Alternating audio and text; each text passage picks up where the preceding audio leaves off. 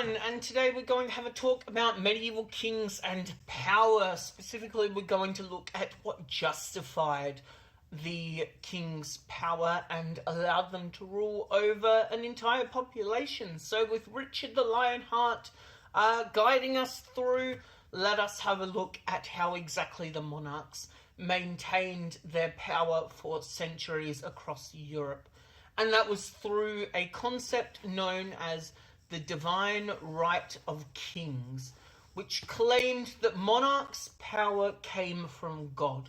So it was an idea that the right to rule came to these individual people through God. So it was divinely ordained, and their existence on the throne was only allowed because of their connection to God, whether that was the blood of God in their veins or their kind of spiritual connection to God or what have you.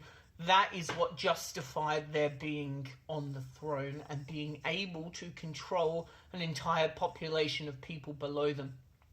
There are two primary sources which I have here that help us understand the perspectives at the time. The first is a homily against disobedience, which was done in 1570 during the rule of Elizabeth I, which granted is a little bit after period that we're studying, but it is consistent with the ideas previously, and it shows us how they managed to be maintained for hundreds of years.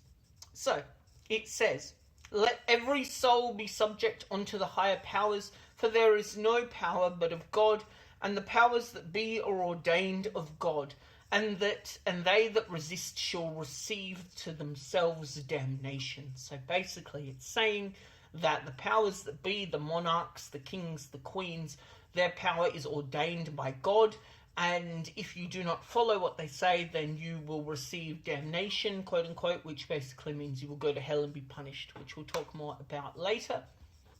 King James I, who came just after Queen Elizabeth, he said in 1610 in a speech, "The state of the monarchy is the supremest thing upon earth, for kings are not only God's lieutenants upon earth and sit upon God's throne, but even by God himself they are called gods."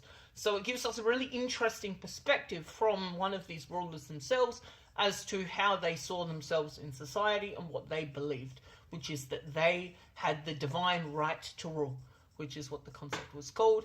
And indeed, there's a picture of Henry IV there, who was a very pious English king.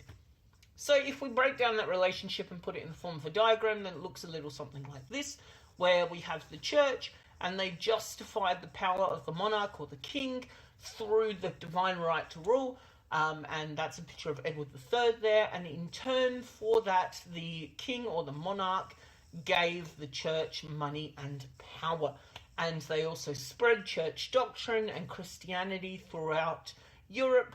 Certainly if we think of Charlemagne, even though he came a little bit before the period that we're studying, and we looked at how he spread Christianity across Europe, that spreading of Christianity was power for the church, but it was also power for him, because they justified his existence as king, which is what we see for centuries in the medieval period. This should look really, really familiar to you, because it is exactly the same in ancient Egypt, which we studied in Year 7, where the high priests and the kind of religious system there, the polytheistic religion that existed in ancient Egypt, justified the power of the pharaoh, who was a reincarnation of Horus, and then in turn the pharaoh afforded the church legitimacy and money and power, and they spread the ideas of the church, which allowed them to exist. So it's a really interesting relationship. So that sums up the divine right to rule and the divine right of kings. Hopefully that makes sense. We'll have a look a little bit more at the nature of their specific power later. Thank you.